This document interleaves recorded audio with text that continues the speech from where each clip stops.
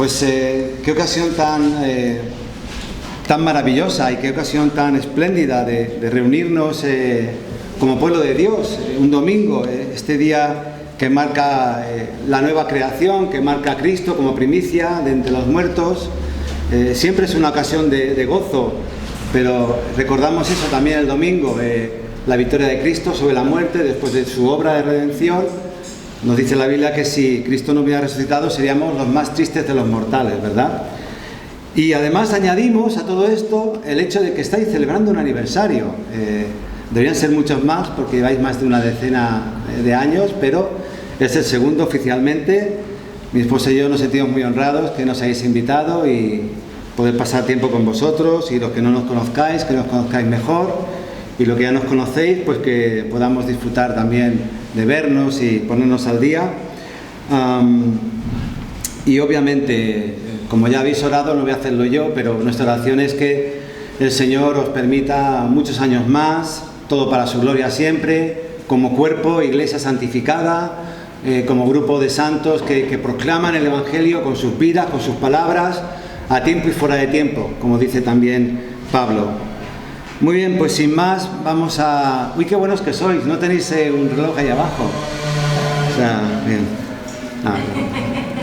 bien. Vamos a pasar entonces a esta segunda parte de la conferencia, predicación.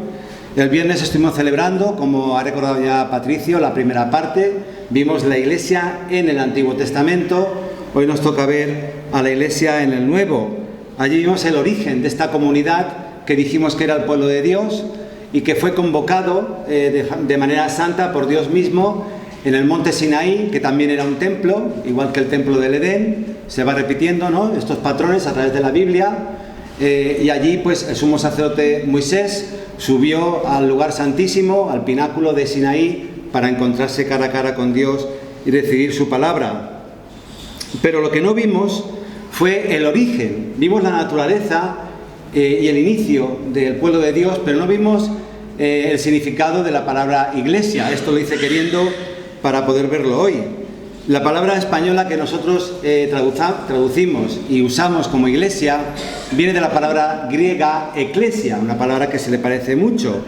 Y el término tiene un significado básico de reunión, asamblea o congregación. En realidad son dos palabras, Iglesia, ¿no?, o kaleo, mejor dicho, en el original. Ek significa desde, o salir a o hacia, y kaleo significaría llamar, invitar, mandar o nombrar. Entonces, claro, si unimos estos dos términos, tenemos un concepto mucho más rico, mucho más amplio, y yo he traducido con mi entendimiento todo esto, y os voy a dar la definición de iglesia. La iglesia es un grupo de gente que ha sido llamado a salir del mundo y seguir a Dios para formar parte de su reino. Un grupo de gente llamado a salir del mundo, obviamente ocurre esto porque ha sido redimido, y a partir de entonces ya no forman parte del reino de este mundo, sino que forman parte del reino de Dios, lo siguen a Él y se dedican el resto de su vida a proclamar y vivir dicho reino.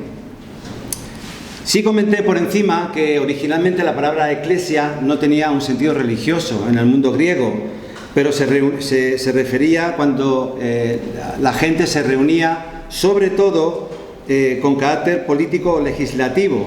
Si un grupo de personas no estaba reunido para este fin, pues no se usaba la palabra eclesia.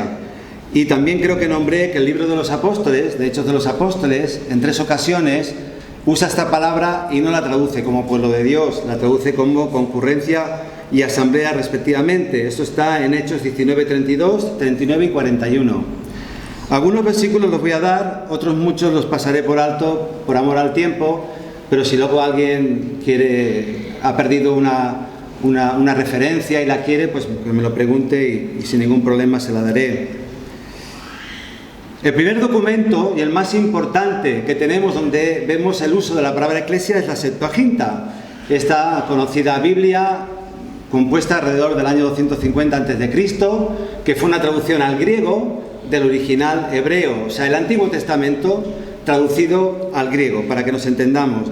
De hecho, los escritores del Nuevo Testamento la citan largamente. Encontramos frases que en griego son idénticas a esta Septuaginta. O sea que ellos al citarla le dieron autoridad. No a toda la Septuaginta, pero por lo menos las partes que tenemos en el Nuevo Testamento sabemos que son inspiradas por Dios.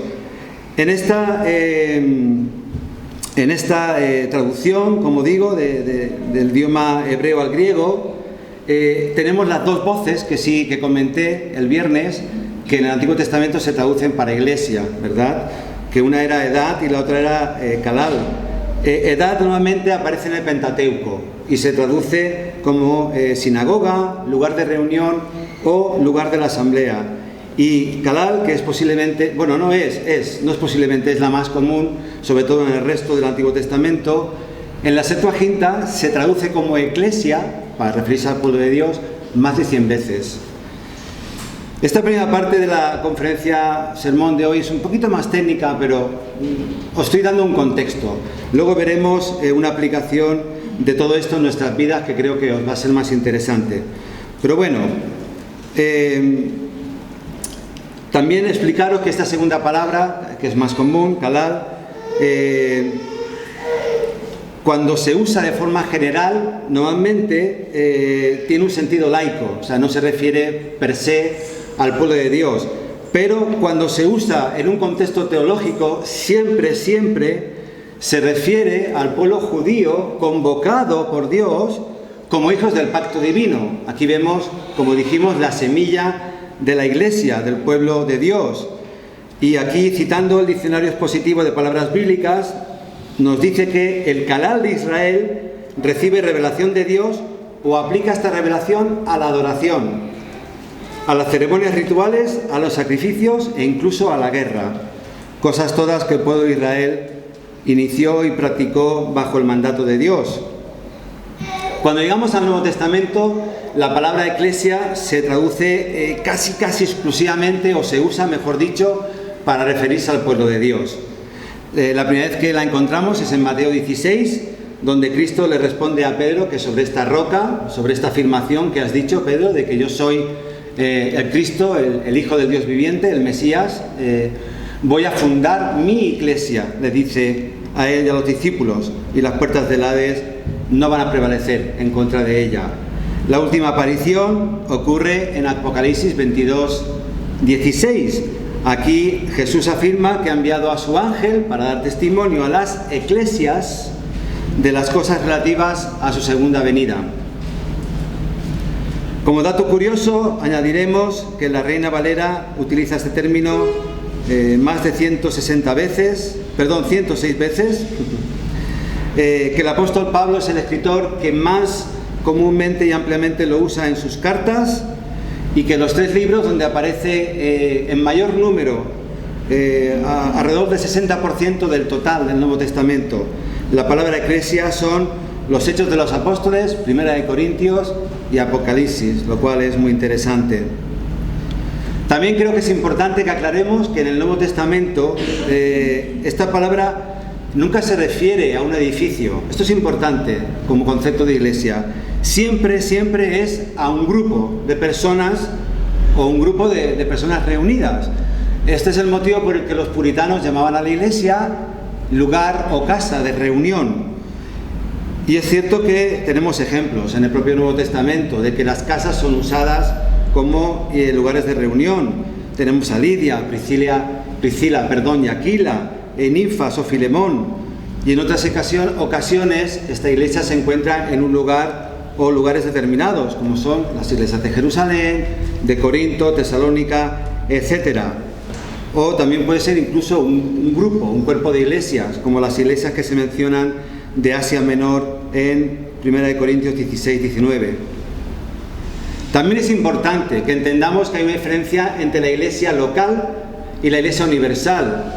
También podemos hablar de la iglesia visible y la iglesia invisible. El Nuevo Testamento, cuando se refiere a ambas iglesias, usa esta palabra eclesia tanto en singular como en plural, pero son conceptos diferentes. La iglesia local, tomándoos a vosotros como ejemplo, pues podemos decir que es la iglesia evangélica cristiana evangélica o bautista reformada, como la tengáis en los estatutos, de Llucmayor o Arenal, en Palma, y está localizada geográficamente aquí. Y la Iglesia Universal, por el contrario, no está geográficamente determinada en ningún lugar, sino que está compuesta por todos los creyentes, pasados, presentes y los que creerán futuro, hasta que el Señor decida que ha entrado el último ya en su rebaño. Y esta sería la universal. De forma muy parecida, la Iglesia visible e invisible hace referencia a lo mismo.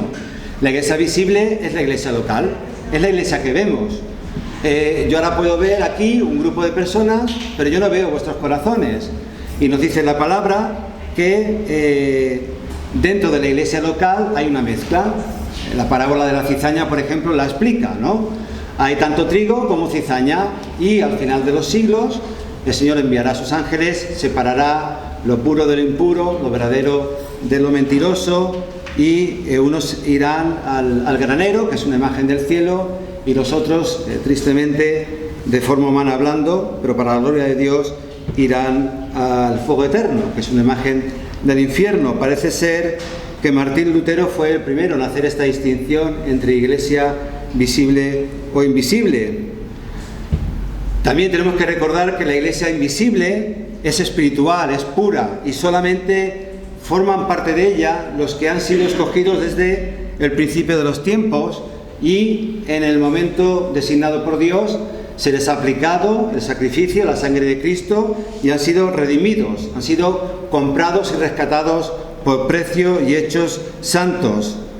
Por ejemplo, en este caso sí encontramos en Efesios 5:25 que la palabra eclesia está en singular para designar el cuerpo, para designar a aquellos a los que Cristo amó y se entregó a sí mismo para salvarla, santificarla y hacerla pura y sin mancha.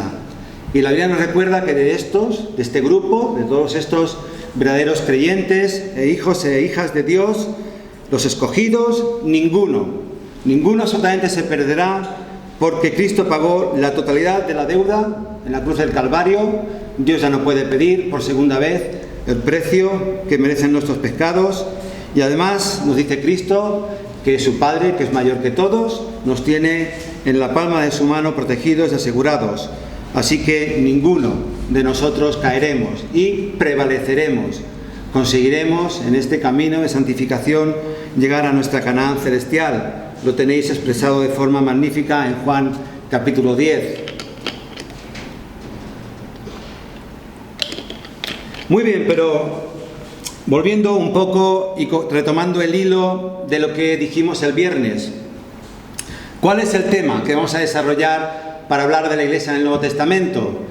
He estado tentado, de hecho lo tenía, pero era una página y media de descripciones de la Iglesia, y era algo realmente maravilloso, y me he quedado corto. Hay muchísimas más, hay centenares en todas las Escrituras. Si a alguien le interesa, luego le puedo pasar esas notas.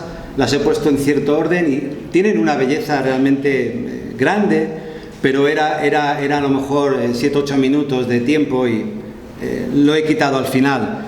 Pero siguiendo el hilo de lo que dijimos el viernes, donde afirmamos que el pueblo de Dios fue constituido oficial y cronológicamente en este santo templo, que era el monte Sinaí, con la entrega de la ley divina, cuando fueron convocados como asamblea delante de Dios. Allí dijimos también que una de las características más sobresalientes de este pueblo convocado es que Dios requería de ellos que fueran un pueblo de sacerdotes, y explicamos lo que esto significaba. Ellos estaban destinados, habían sido llamados a mediar entre Dios y las naciones paganas, entre Dios y los vecinos que les rodeaban. Como pueblo de sacerdotes debían proclamar la excelencia de este buen Dios, cosa que casi nunca hicieron. Pero Dios, una y otra vez, si os fijáis, a lo largo de todo el Antiguo Testamento, salva a gentiles, los va incluyendo en el pacto, y aparecen incluso en la genealogía de Mateo y otros. Esto es algo asombroso, y esto es así porque Dios desde siempre ha querido salvar a un pueblo de toda lengua, de toda tribu, de toda nación, de todo pueblo, y para ello en un principio quiso emplear a Israel como un pueblo evangelista. Y también dijimos que lo mismo vemos en Mateo 28, la Gran Comisión, con el Cristo resucitado, como el segundo, como el verdadero y perfecto Adán, retomando el control de lo que Adán perdió y enviándonos a nosotros, sus discípulos, de nuevo a proclamar este reino y a retomar lo que fue perdido en el Edén. Y entonces lo que hicimos en la segunda parte de la conferencia fue ver cómo nosotros, como sacerdotes, tenemos un triple oficio. No solo somos sacerdotes, también la Biblia declara que somos reyes y declara que somos profetas. Y eso es lo que nosotros somos también hoy en día, y es lo que en la eternidad, como veremos al acabar nuestra exposición de hoy, si Dios nos da vida y lo permite, es algo que será desarrollado y mostrado en su máxima magnitud. Pero dijimos que el sacerdote necesita un templo para oficiar, para ministrar su oficio, para estar de mediador entre el pueblo y él. El sacerdote representa no solo al pueblo delante de Dios, sino a Dios delante del pueblo. Y esto ocurrió en primer lugar en el primer templo que conocemos, que es el templo del Edén. El huerto es el lugar santísimo donde Dios se pasea, donde Dios se muestra.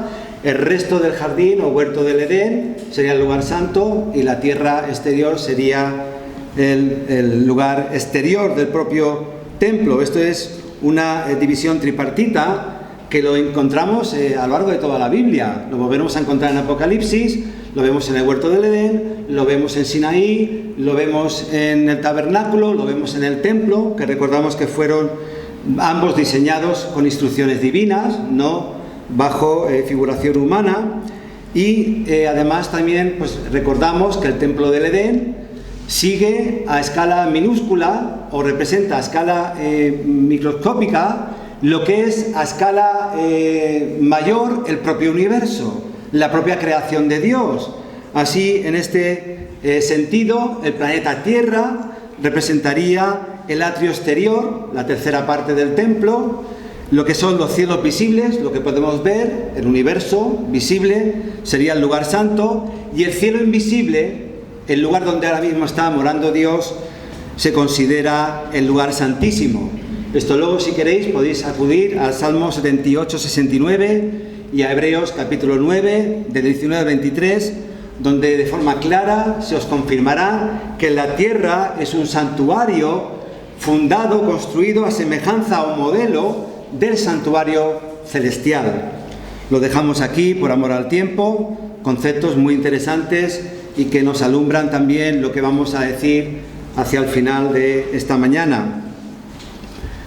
Entonces, después de toda esta respuesta larga, una respuesta corta, vamos a continuar mirando el concepto del templo y cómo este se desarrolla aquí en el Nuevo Testamento, y finalizaremos viendo de forma un poco más breve la importancia que esto tiene para nosotros hoy, en la actualidad, siendo como somos reyes, profetas y sacerdotes.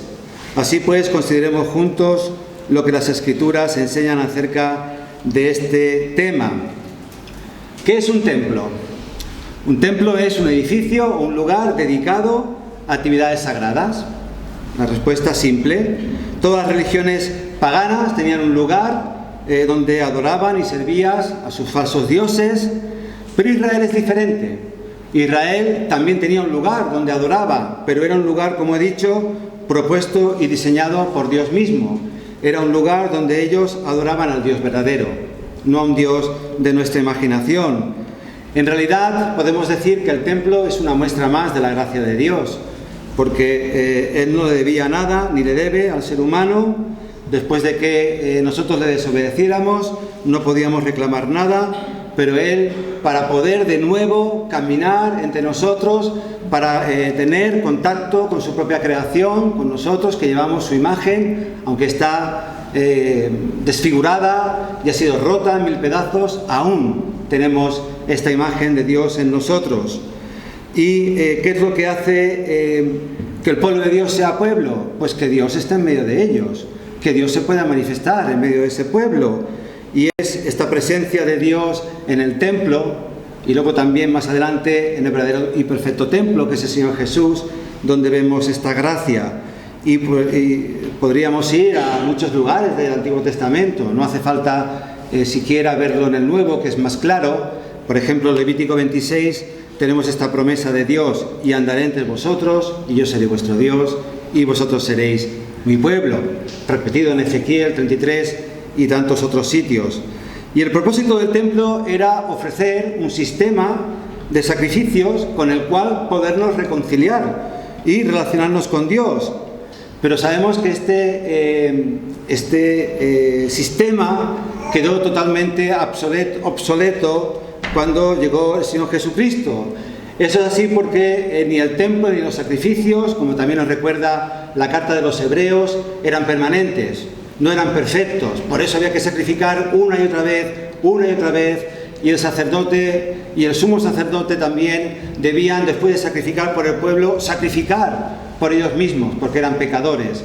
Era un sistema que era una sombra de lo perfecto, que apuntaba a verdadero y perfecto sacrificio, como también dice Hebreos, al propio Cordero de Dios, este Cordero perfecto, sin mancha, inmaculado, que es de forma asombrosa, es en sí mismo las dos cosas, es tanto el sacrificado como el sacrificador, es tanto la víctima como el sacerdote, algo que nunca nadie pudo ni podrá hacer.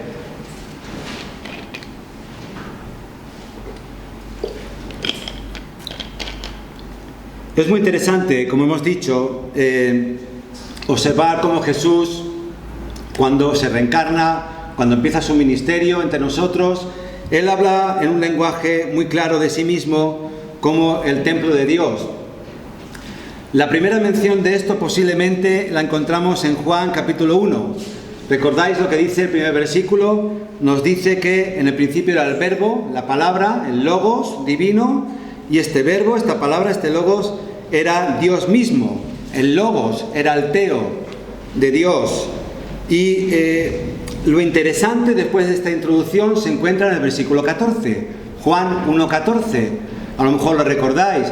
Y dice que este verbo, este Jesús hecho carne, montó su tabernáculo entre nosotros, hizo su tabernáculo entre nosotros. Dice habitó entre nosotros. Lo que dice en el original es que Él, inventando una palabra, tabernaculó entre nosotros. Él mismo vino y montó Él como tabernáculo, como tienda, como templo en medio de su propia creación. Esto es algo realmente asombroso. El Creador entró en su propia creación y vino a vivir montando su tabernáculo, una tienda temporal, entre sus propias criaturas. Dicho de otra manera, el verdadero y perfecto templo descendió para morar con nosotros, entre nosotros, como también hemos leído en los pasajes de Apocalipsis. Más adelante, el propio libro de Juan nos vuelve a ampliar esto cuando Jesús le dice a Natanael: de aquí en adelante veréis el cielo abierto y a los ángeles de Dios que suben y descienden sobre el Hijo del Hombre. Y Jesús se está refiriendo aquí a este suceso cuando Dios aparece a Jacob y éste sueña con una escalera que sube hasta el cielo y vio, Génesis 28:12, los ángeles de Dios que subían y descendían por ella. Aquí voy a citaros a Gregory Bill y a Mitchell Kim en su obra God Dwells Among Us, Dios reside, tabernaculea, mora entre nosotros. Dice que Jesús se identifica a sí mismo como el templo escalera de Génesis 28 y reclama que Él, y no el templo de Jerusalén, es la conexión principal entre el cielo y la tierra. Seguimos en Juan, en el capítulo 2, recordáis, algo que también nombramos el otro día, a Jesús echando fuera del templo a los cambistas, a los vendedores usureros, y cuando los judíos le preguntan: ¿qué señal nos muestras, ya que haces esto? Respondió Jesús y les dijo: destruid este templo y en 3 días lo levantaré. Dijeron luego los judíos: en 46 años fue edificado este templo y tú en 3 días lo levantarás. Mas él hablaba, añade Juan, del templo de su cuerpo. de su propio templo, Él mismo. Esto es un cambio extraordinario. El templo ya no es un lugar físico, ya no es un lugar siquiera, es una persona. Jesús declaró abiertamente que Él es la piedra angular, es la fundación de este nuevo templo. Lo dijo también en la parábola de los labradores malvados, que estaba dirigida principalmente a los sacerdotes y los fariseos. Y allí en Mateo 21, Jesús lo que hace es citar el Salmo 118, versículos 22 al 23, hablando de esta piedra fundacional, de esta fundación sin la cual no podría existir el propio templo. Y lo que hace es aplicárselo a Él y decir: yo soy esta piedra, yo soy la fundación del templo, yo soy el nuevo y verdadero y perfecto templo. La piedra que los edificadores, los maestros de Israel, han desechado es la fundación del nuevo templo. Además, esto es muy interesante, justo después de que Jesús echara del templo a los que compraban y vendían, dice Mateo, también sigue en el capítulo 21, que vinieron a Él en el templo ciegos y cojos y los sanó. En el templo. Esto es asombroso. Tenéis que recordar que el Antiguo Testamento de forma específica prohibía, entre otros, a los ciegos y a los cojos ser parte del templo. Nadie magullado, nadie sucio, ritualmente sucio, podía entrar en el templo. Luego podéis leer Levítico 21, 17 al 21. Pero ahora el Señor los recibe dentro del templo y los sana. Esto señala el inicio de un templo mejorado, un mejor y más perfecto templo, donde los marginados, los impuros, los gentiles, los pecadores, seremos incorporados en este pacto eterno y bienvenidos. Se nos dará la bienvenida para adorar a Dios, como también recuerda un pasaje paralelo en Isaías 56, del 3 al 8. Citando de nuevo estos dos autores, nos dicen que el viejo templo muere y su cuerpo, el de Jesús, y el sistema sacrificial, y un nuevo templo emerge, su cuerpo, el cual se convierte en una casa de oración comunitaria para todas las naciones. También dijimos que el motivo por el cual se enfadó tanto el Señor Jesucristo es por ese, porque una casa destinada a ser casa de oración a todas las naciones se estaba prostituyendo a través de cambios de moneda exagerados y obligación de comprar los animales de los que allí estaban en vez de traer los tuyos propios.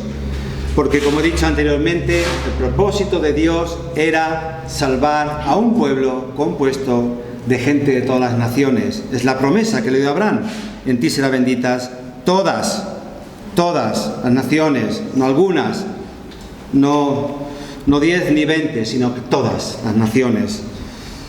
Pero Jesús sabía que después de acabar su obra de redención, Él habría de partir de este mundo y retornar al Padre. ¿Y qué es lo que hizo? Pues nos envió un sustituto, alguien que estaría con los discípulos de entonces y los de ahora, hasta el fin. El Consolador, aquel que consuela, lo llama Él en dicha ocasión Juan 16, 7, ni más ni menos que el propio Espíritu Santo. Y es aquí, en Pentecostés, donde de forma cronológica o oficial, o como queramos considerarlo, se marca el inicio de la Iglesia neotestamentaria, en Hechos capítulo 2, en este descenso del Espíritu Santo.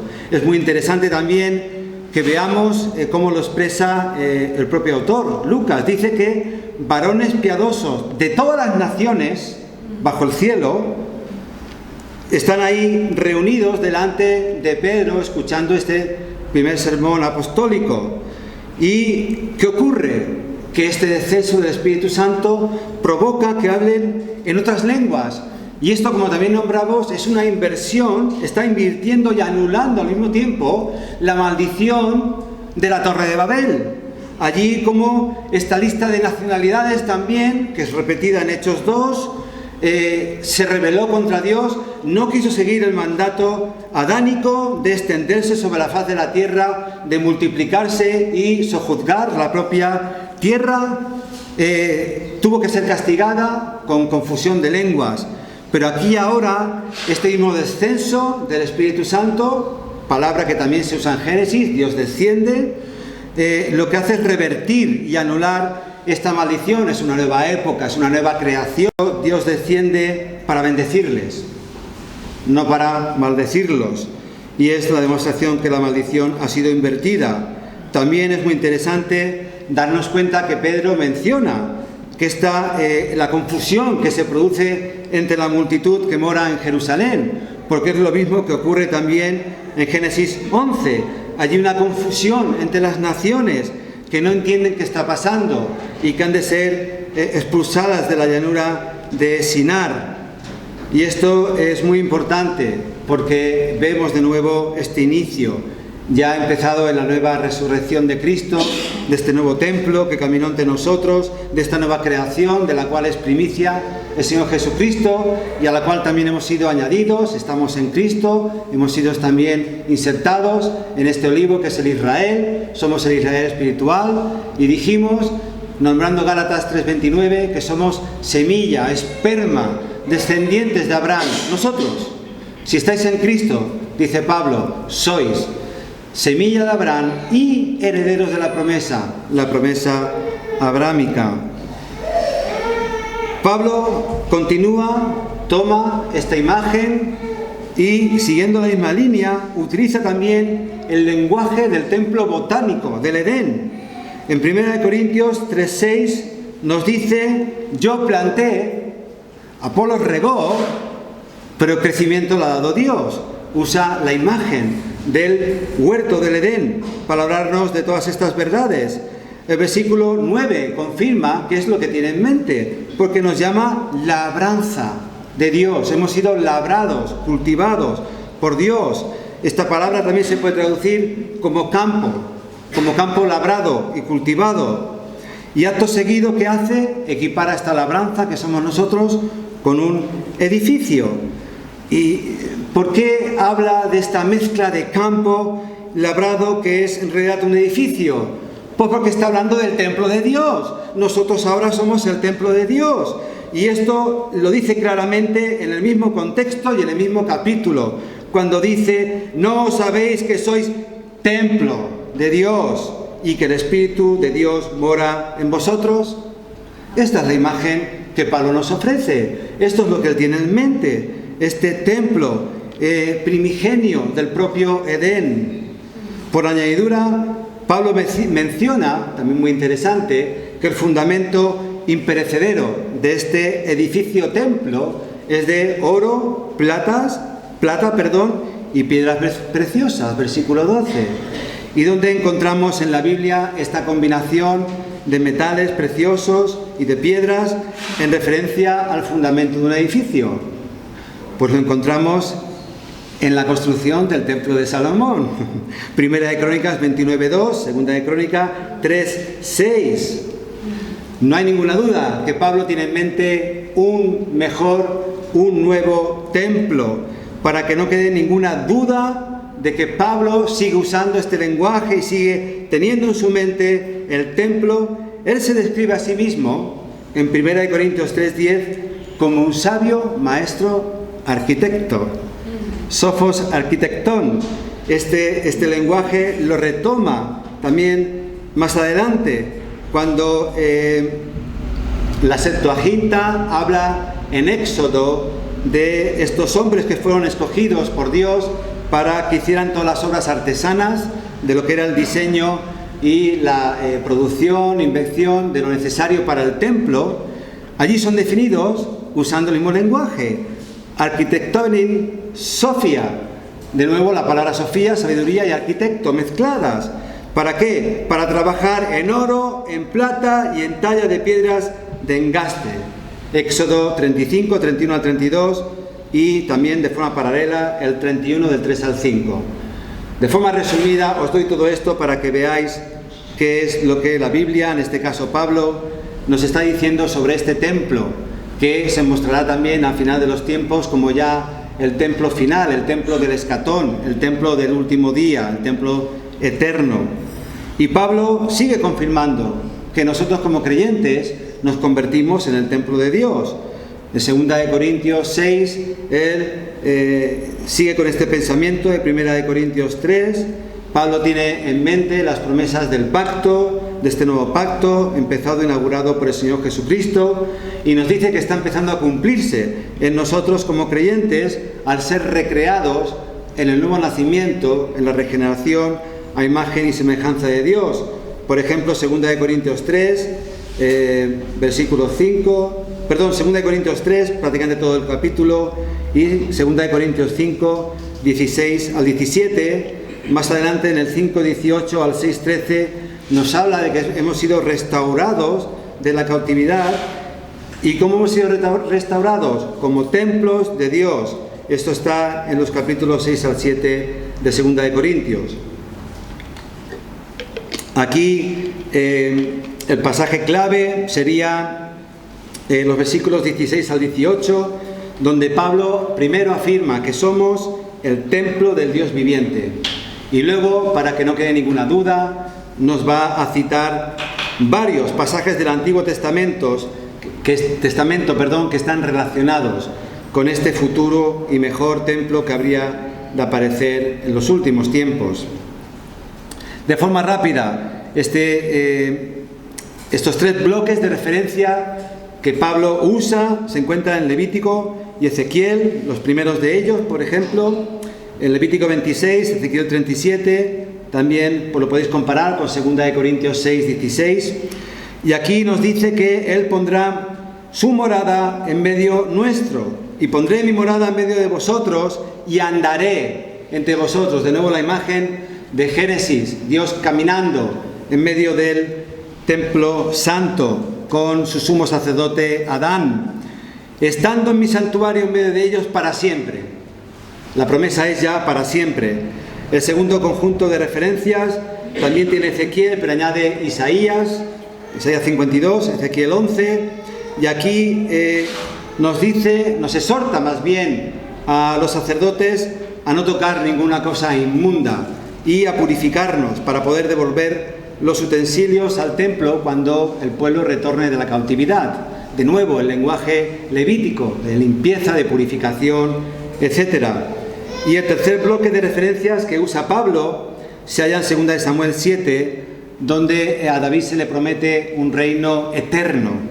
Es un reino inamovible, un reino que nunca pasará.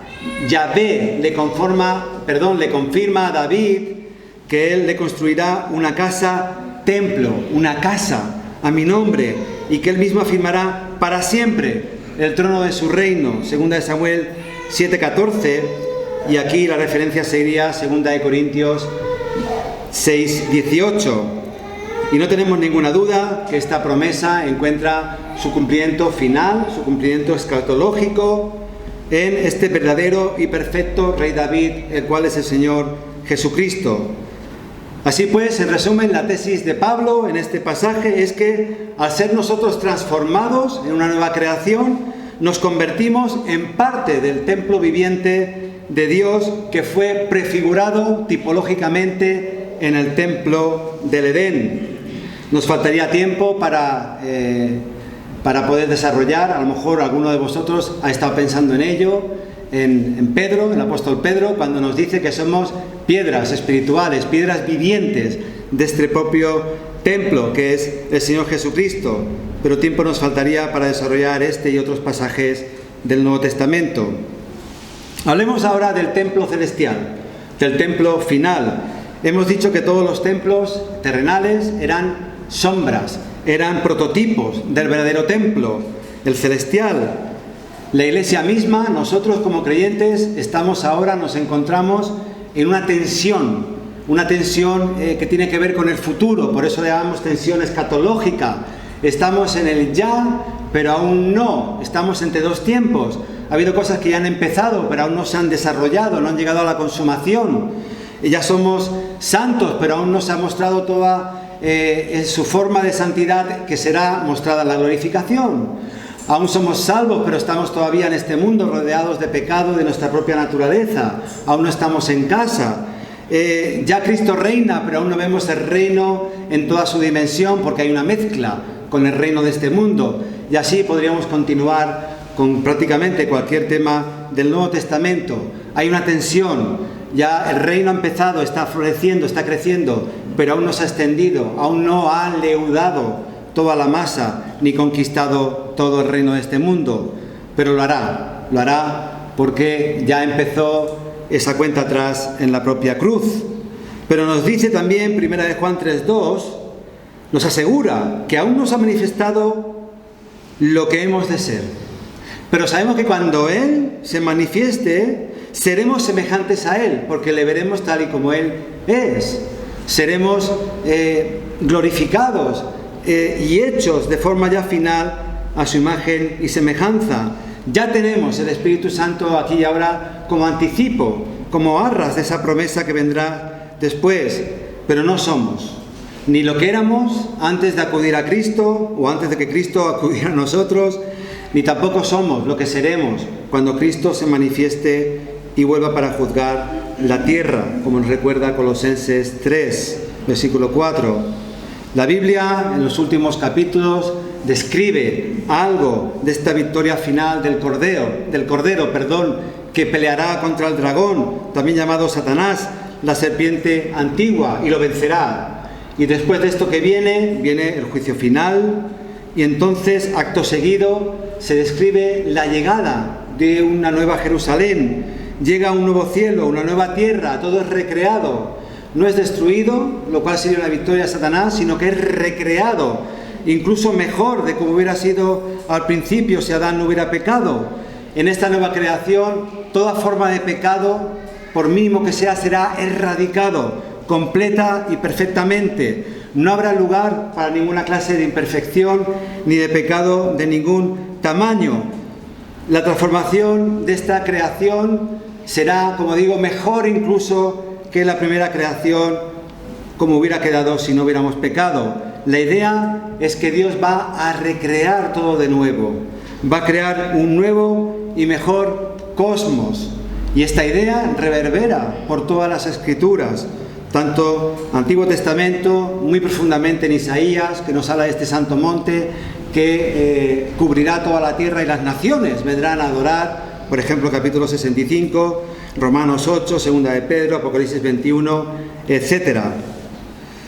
Y este templo del fin de los tiempos es el Edén recobrado. El apóstol Juan nos crea de nuevo una tensión teológica aquí cuando describe esta visión de la eternidad, como se nos ha leído en Apocalipsis 21 y Apocalipsis 22, y nos habla de un cielo nuevo y una tierra nueva. ¿Y por qué digo que él crea una tensión teológica? Porque a continuación nos habla de la nueva creación en términos de una ciudad que parece un jardín. Es una ciudad, pero parece un jardín y tiene la forma de un templo.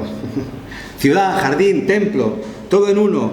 Apocalipsis 21, del 2 al 27, Apocalipsis 22, del 1 al 5 y Apocalipsis 22, del 14 al 15. Es algo extraño, ¿verdad? Nos está hablando de algo que tiene esta mezcla o que tiene elementos de todo ello. Es una ciudad que también es un jardín y es un templo.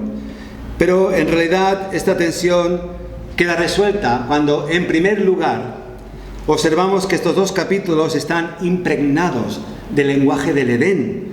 Poned atención. Voy a intentar iros leyendo los pasajes. Apocalipsis 22, versículo 1. Después me mostró un río limpio de agua de vida, resplandeciente como cristal, que salía del trono de Dios y del Cordero. ¿Qué tenemos aquí? Es el río fértil del Edén, que vuelve a fluir del santo monte de Dios. De hecho, hay muchos autores que nos dicen que el huerto del Edén estaba en una elevación.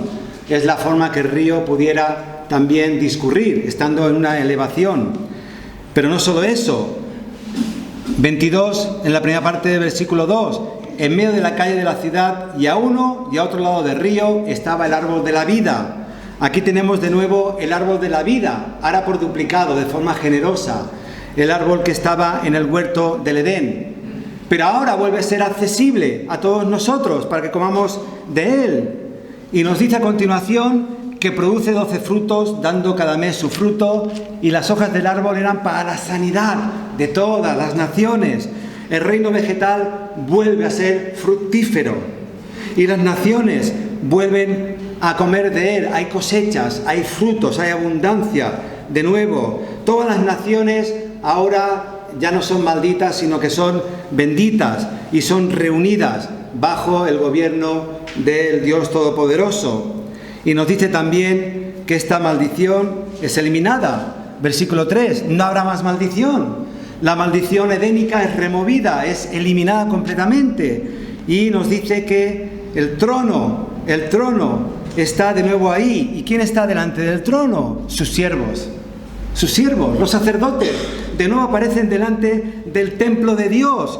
Aquí vemos cómo el trono está manifiesto de forma completa, visible, permanente. Los sacerdotes se acercan, ya no necesitan intermediarios, ya no necesitan figuras ni sombras, sino que vienen y ministran. Estos reyes sacerdotes ministran, no se esconden de la presencia de Dios como ocurrió en el Edén, sino que tienen libre acceso. Y esto es así porque el nombre de Dios está grabado íntimamente en ellos. Verán su rostro, sinónimo de la presencia y la bendición de Dios, y su nombre estará en sus frentes. Y nos dice también el versículo 5 que ya no habrá allí más noche, no tienen necesidad de luz de lámpara ni de luz de sol, porque Dios el Señor los iluminará y reinaremos por los siglos de los siglos. Estas primeras luces y estos primeros astros que fueron creados para alumbrarnos y para guiarnos en las épocas, etcétera, cuando los primeros habitantes del Edén existieron, ya no harán falta, porque aquel que es luz en sí mismo, que es el creador de todo, estará en medio nuestro. Así pues, no solamente esta nueva creación será el nuevo y perfecto templo de Dios, también será el nuevo y perfecto, el verdadero lugar santísimo. En segundo lugar, esta tensión que nos propone Juan queda resuelta cuando observamos que estos dos capítulos también están impregnados del lenguaje del lugar santísimo. Fijaros, Apocalipsis 21:3. Y oí una gran voz del cielo que decía: he aquí el tabernáculo. ¿Suena de algo? Juan capítulo 1. El tabernáculo de Dios con los hombres, y Él morará con ellos, y ellos serán su pueblo, y Dios mismo estará con ellos como su Dios. El tabernáculo ahora ya es instalado, el templo, de forma permanente, para siempre jamás. Ya no hay nada que lo impida. El pueblo está redimido y está reunido, convocado delante de Dios. Por eso precisamente se nos asegura, de nuevo usando el lenguaje levítico, que ninguna cosa inmunda o que hace abominación entrará en la Nueva Jerusalén. Levítico 11 al 22, número 16, Segunda de Crónicas 29, 15 al 36. Esta es la materialización final y completa del verdadero templo, del perfecto templo de Dios, del lugar santísimo. En esta nueva creación, ya esta división tripartita que hemos ido mencionando desaparece, porque ya no hay un lugar exterior, ni un lugar santo, ni un tercer lugar santísimo. Todo el universo se convierte en un lugar santísimo. Dios desciende, fusiona, por así decirlo, su templo con el universo, porque ya no hay nada impuro en él, ni nosotros, ni ninguna otra cosa, y sus enemigos estarán fuera de esta creación, en ese lugar de espanto y de dolor que es el infierno. Los nuevos cielos y tierra se convierten en el lugar santísimo. Si no me creéis, leer conmigo Apocalipsis 21:16, y nos dice que esta ciudad que nos ha descrito será establecida en cuadro. Es un cuadro perfecto, es un cubo, y su longitud es igual a su anchura. Y él midió la ciudad con la caña, 12.000 estadios, la longitud, la altura, la anchura de ellas son iguales. 12 pues es 12 por 10 multiplicado por 100, o por 100 más 100, que nos habla de nuevo. 12 nos habla del pueblo de Dios, 12 apóstoles, 12 tribus de Israel, somos nosotros. Estaremos allí, porque somos piedras vivas de este templo, que es el Señor mismo. Pero ahora bien, ¿por qué estoy leyendo este versículo? Pues os quiero preguntar, ¿cuál fue la última vez que visteis un cubo perfecto en el Antiguo Testamento? ¿O leísteis? Bueno, si no os recordáis de cuándo fue, yo os lo voy a decir. Es la descripción detallada que nos da Salomón del lugar santísimo. Primera de Reyes 6:20, Segunda de Crónicas 3:8, y lo podéis comparar con Ezequiel, capítulo 45, del 2 al 3. Todo el universo al completo será transformado en el santísimo Edén, en el templo de Dios, donde Dios se podrá pasear por fin sin restricciones de ningún tipo en medio nuestro. Y así también encontramos cómo la profecía de Colosenses capítulo 1 encuentra su cumplimiento. Cristo, la cabeza de la Iglesia, nos recuerda Pablo, el primogénito de los muertos, tendrá toda la preeminencia y reconciliará consigo todas las cosas, así las que están en la tierra como las que están en los cielos, haciendo la paz mediante la sangre de su cruz. ¿Y por qué menciona Apocalipsis 21:3 el pacto de Dios? Vosotros seréis mi pueblo, yo seré vuestro Dios, la antigua fórmula y promesa del pacto. De hecho, es el mismo lenguaje de Levítico 26 y Ezequiel 33, entre otros, como he nombrado al principio.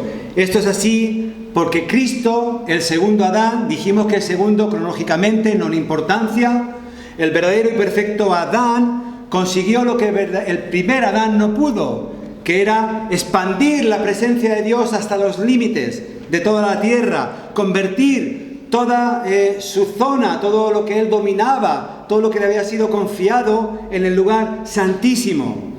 Por eso nos dice aquí Juan que el templo no aparece en la nueva creación. ¿Por qué no aparece en la nueva creación?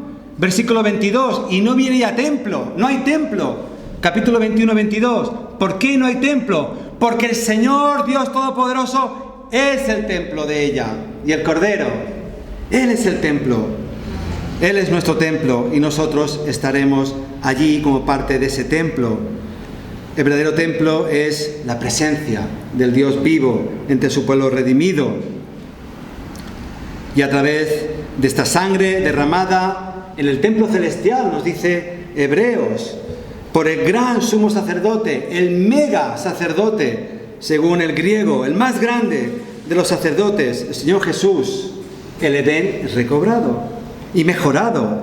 Y ese templo tipológico terrestre desaparece y da lugar al verdadero y perfecto templo divino. No viene ya templo, porque el Señor Jesús, el Dios Todopoderoso, es el templo de ella y el Cordero. Para acabar, vamos a ver cuál es nuestra relación como reyes, como profetas y sacerdotes en esta nueva creación. Voy a intentar ser lo más breve que pueda, es un tema apasionante, pero bueno, allá vamos. La mayoría de lo que os voy a decir lo he tomado, me ha inspirado un libro de Benjamin Glad, fue uno de mis profesores, un excelente académico, no está traducido al español, pero se llama From Adam and Israel to the Church, desde Adán, pasando por la iglesia, por Israel, hasta llegar a la iglesia. Y encontramos que los creyentes serviremos como reyes en el santuario de Dios, lo hemos leído, reinaremos con Él para siempre, en esta nueva creación.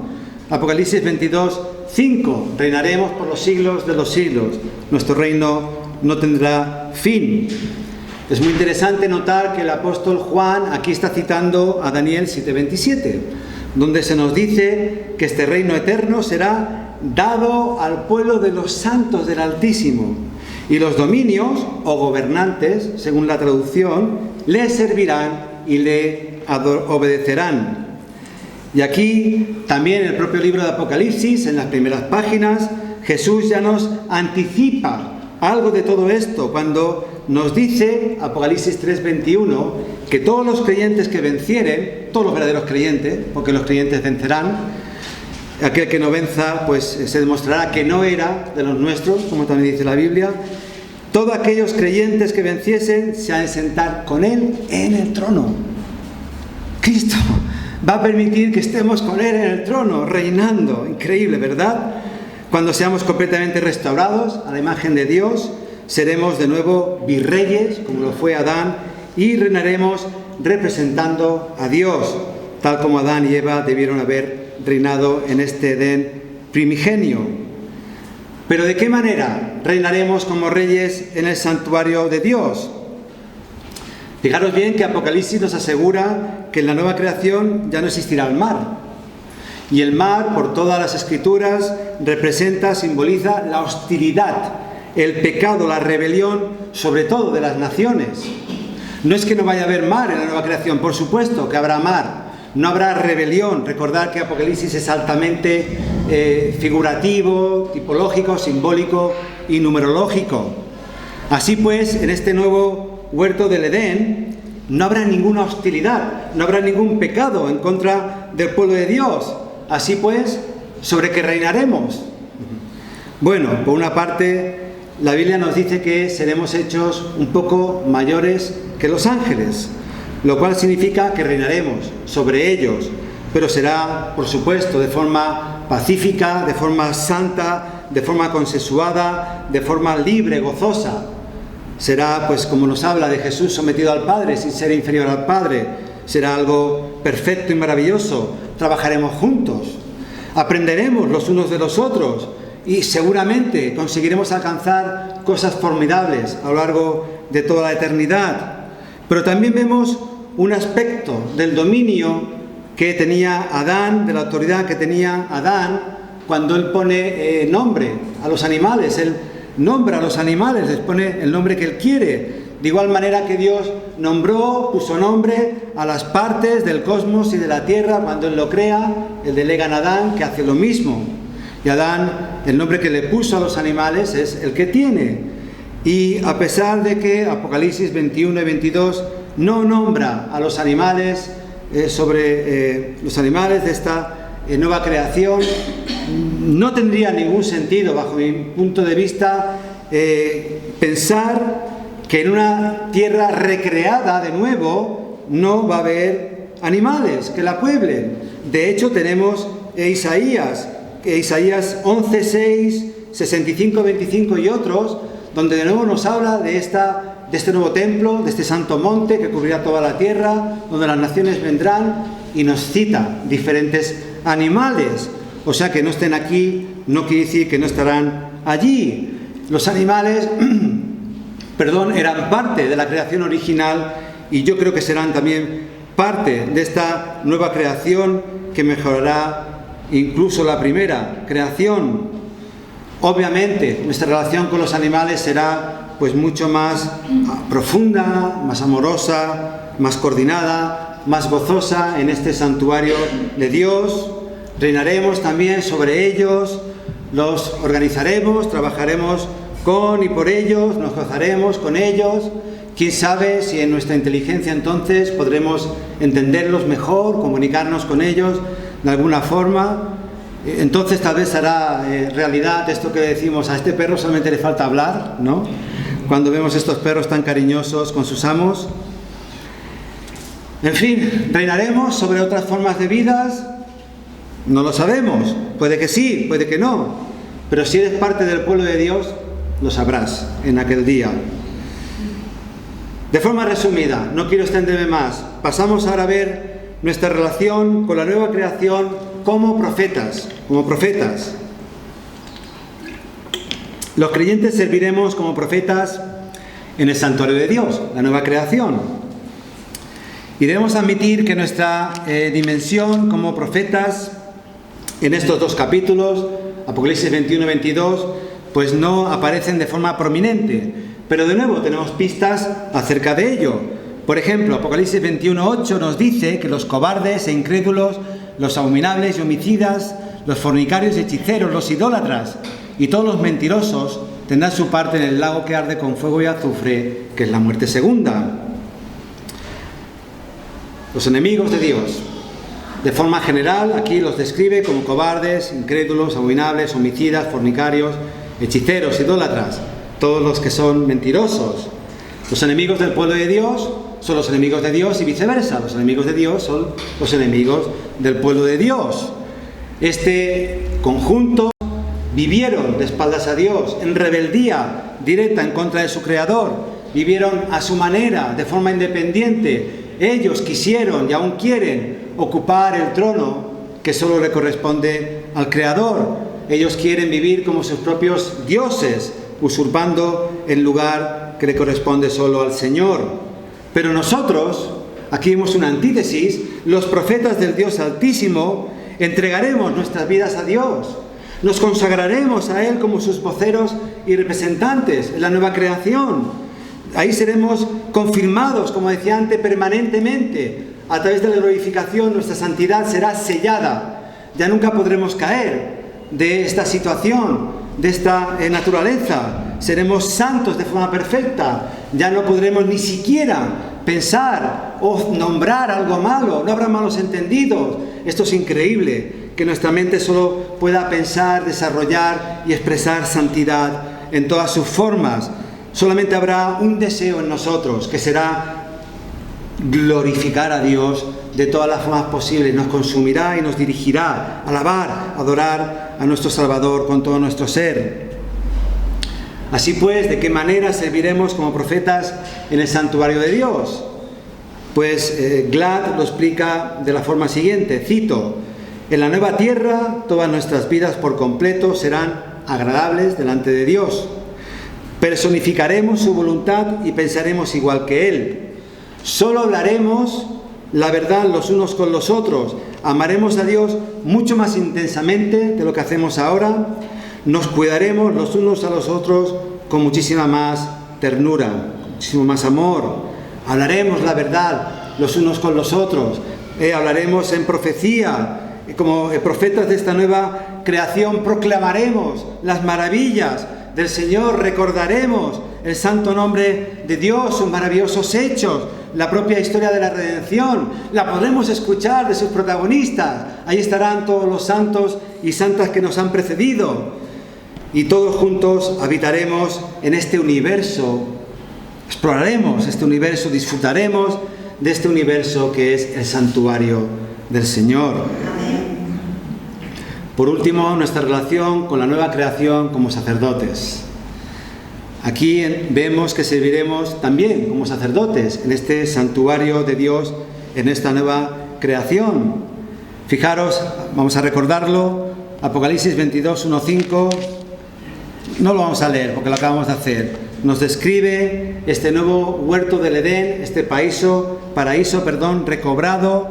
Y aquí encontramos, de forma resumida, los elementos que formaban parte de este huerto primigenio.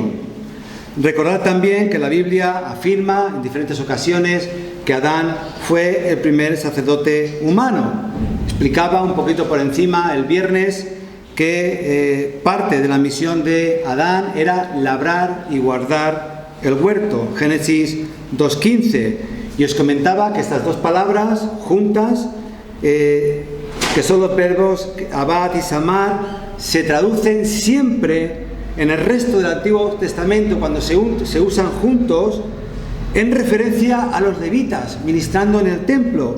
Y allí se traduce de forma parecida, servir y guardar, en la Reina Valera. Labrar y guardar es servir y guardar el templo de Dios. Números 3, 5 al 8 como ejemplo. Por añadidura, nos afirma el texto que allí ya no habrá más maldición, que el trono de Dios y del Cordero estará en ella, y sus siervos, sus sacerdotes, le servirán, verán su rostro y su nombre estará en sus frentes. Está recordándonos que estos siervos van a servir a Cristo de forma permanente y que vamos a ver también de forma permanente y directa el rostro de nuestro Salvador, y tendremos el nombre de Dios en nuestra frente. ¿Y qué es todo esto? Pues de nuevo es el lenguaje levítico, es el lenguaje del sumo sacerdote. Los sacerdotes en el Antiguo Testamento realizaban diferentes funciones, como hemos dicho, representando tanto al pueblo de Dios delante de Dios y viceversa, representando a Dios delante del pueblo, y también se representaban a sí mismos. Esta afirmación, por ejemplo, la encontramos en Números 3:41. Ahí se nos dice que los levitas son los primogénitos de Israel y que los animales que se sacrificarán son los primogénitos de los animales de Israel. Los sacerdotes son los primogénitos, es el inicio, los primeros nacidos, esta nueva creación, y reciben importancia máxima en la comunidad del pacto. Así pues, nosotros, como sacerdotes, también se nos muestra allí que anticipamos todo lo que va a ocurrir, todo lo que vamos a hacer sirviendo en este nuevo templo. Nos dice cómo habrá de ser la vida allí. Por eso nos dice que veremos el rostro de Dios y su nombre estará en nuestras frentes. En el Antiguo Testamento, recordad que solamente el sumo sacerdote llevaba escrito en su frente, en un turbante, en una mitra, el nombre de Dios. Santidad a Yahvé, o Yahvé es santo, decía la leyenda. Y solo el sumo sacerdote llevaba en un pectoral las 12 piedras representando a las tribus de Israel, con la inscripción también Santo para el Señor. Solo el sumo sacerdote podía entrar una vez al año, al lugar santísimo, para relacionarse directamente con Dios. Pero ahora nosotros, como sumos sacerdotes de Jesucristo, estaremos para siempre, jamás, reinando, trabajando, sirviendo como sacerdotes, viendo el rostro de Dios y sin salir ya nunca más del lugar santísimo. Así pues, ¿de qué manera serviremos como sacerdotes en el santuario de Dios? Pues bien, aparte de las cosas que ya hemos dicho, hay dos aspectos que quiero resaltar. Recordad también que en la primera conferencia dijimos que estos tres oficios se solapan entre ellos, a veces no es fácil trazar una línea donde acaba uno y empieza el otro, pero tampoco es importante que lo hagamos. Así pues, en primer lugar, quiero resaltar que como sumos sacerdotes en la nueva creación, alabaremos y adoraremos a Dios en todo momento y lugar, incesantemente.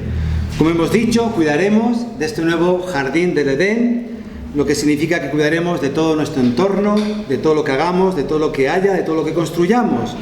La propia tierra será un gigantesco huerto del Edén, tal y como hemos explicado, servir y guardar significa labrar y guardar. ¿Comeremos en los nuevos cielos, en la nueva tierra? La respuesta es sí. Lucas 24:42 nos habla de Jesús resucitado comiendo con los discípulos, parte de un pez asado y un panal de miel, nos dicen las Escrituras. Pero no solamente comeremos, sino que beberemos. Pero esto no será por necesidad, ni mucho menos. Nuestra vida depende de Dios, no dependerá ya nunca más de cosas externas. Nuestra vida, como digo, está en Cristo, y Él, estando en medio nuestro, no necesitaremos absolutamente nada para vivir.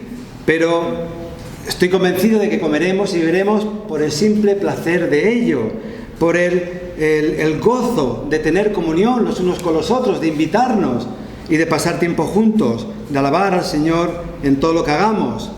También recordamos que Jesús en la última cena hizo lo mismo. Después de beber de la copa de la Pascua, Él dijo que no volvería a beber del fruto de la vid hasta que se reuniera de nuevo con sus discípulos en el reino de su Padre.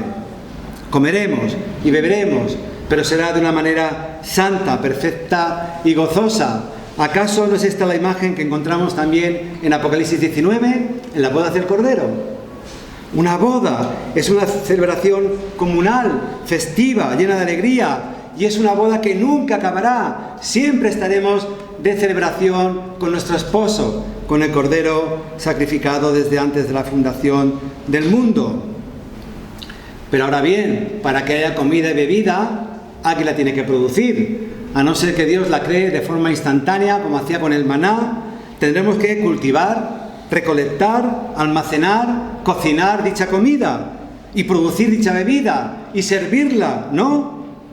Es obvio que Dios lo puede hacer, pero si estamos en un huerto que vamos a labrar y tenemos frutos y tenemos árboles y tenemos río y tenemos una celebración que es una boda, creo que tiene todo el sentido del mundo que lo hagamos nosotros mismos. Lo haremos, pero todo lo que hagamos, recordad que será un puro placer y deleite. Ya no habrá espinas, ya no habrá polvo, ni plagas, ni mosquitos, ni sudor de ningún tipo. Solo cosas maravillosas. Cosas que nuestros ojos no han visto y nuestros oídos no han escuchado, ni nuestros corazones han siquiera imaginado. En segundo lugar, como sumos sacerdotes de esta nueva creación, debemos mediar y servir ante Dios mediante todas las estructuras, medios y tecnologías que necesitemos desarrollar para vivir. Obviamente necesitaremos casas. Voy a prepararos moradas, nos dice el Señor Jesucristo, ropa, enseres, utensilios para depositar la comida, la bebida, utensilios para labrar, necesitaremos todo tipo de maquinaria. Si hemos de beber vino, pues habrá que prensarlo, habrá que embotellarlo, habrá que hacer algo con él, ¿no? Y esta idea la podríamos extender casi infinitamente. ¿Acaso no vamos a desarrollar todos nuestros dones? Los habidos y por haber, tendremos todo el tiempo del mundo y tendremos un cuerpo y una mente mucho más perfectos de lo que somos ahora. Bueno, somos perfectos en Cristo, pero me entendéis. Y si vamos a alabar a Dios, no necesitaremos instrumentos, aparte de nuestro instrumento vocal, que es la garganta, y al que le guste pintar o quiera aprender a hacerlo, no necesitará pinceles y lienzos para realizarlo. ¿Y acaso no tendremos el tiempo y la inteligencia necesaria para hacer todo esto? Y así, como digo, la lista de cosas que podremos hacer es prácticamente interminable. ¿Y qué pasará con el conocimiento básico que como humanidad hemos adquirido? ¿Tendremos que empezar de nuevo? Yo creo que no. Las Escrituras nos aseguran que nuestras obras nos seguirán y que nos reconoceremos los unos a los otros. Por tanto, no partiremos de cero. Nuestro conocimiento y el de todos de los que nos acompañarán en nuestro nuevo destino será desarrollado. Podemos pensar en tecnología que ya conocíamos y en tecnología que será ampliada para el resto de nuestra vida, que es eterna. En Apocalipsis 21-24 nos dice que las naciones que hubieran sido salvadas andarán a la luz de ella, del Cordero, que es la lumbrera, y los reyes de la tierra, nosotros, traeremos la gloria y honor a ella, su gloria y su honor ante esta gran lumbrera que es el Señor Jesucristo. Esto es una paráfrasis de Isaías 60 del 3 al 5. Allí se afirma que las naciones traerán del mismo lenguaje la gloria delante del nuevo rey. Nosotros, por tanto, como reyes, profetas y sacerdotes de la nueva creación, traeremos toda la gloria, todo el honor que hayamos producido, que hayamos alcanzado como naciones en la antigua tierra, la traeremos a esta nueva tierra. Cada grupo y persona traerá y colaborará con su conocimiento, con sus habilidades, para la extensión y la gloria del nuevo reino de Dios. Permitidme que os comparta un comentario de Hoekema en su libro, este sí está traducido al español, Creados a la imagen de Dios. Lo mejor de cada nación enriquecerá la vida en la nueva tierra, y todos los dones y todo aquello que potencialmente ha sido de valor en esta vida presente, de alguna manera y en cierto aspecto, será retenido y enriquecido en la próxima vida. Esto implica que habrá tanto continuidad como discontinuidad entre la vida presente y la que vendrá, y por tanto todos nuestros logros culturales, científicos, educacionales y políticos del presente nos prepararán para una vida mucho más profunda y rica en la nueva tierra.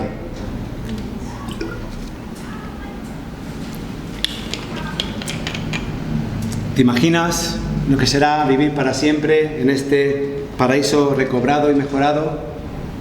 Supongo que tu imaginación de alguna forma en esta mañana habrá llegado hasta allí.